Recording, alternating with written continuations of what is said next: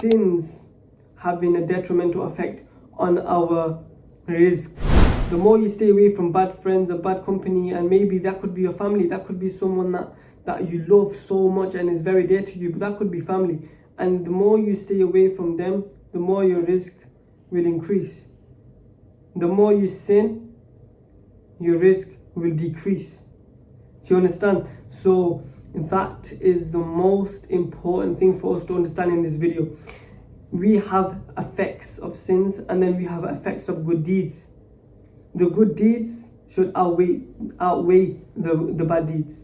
Anyway, we should try and force that in our life as a Muslim, and we shouldn't try to divert our attention to anything else, because once you are on Sirat al-Mustaqim, on the straight path, praying 5 times a day, I would assume you love it because of the sweetness of Iman, because of the sweetness we feel in the prayer itself.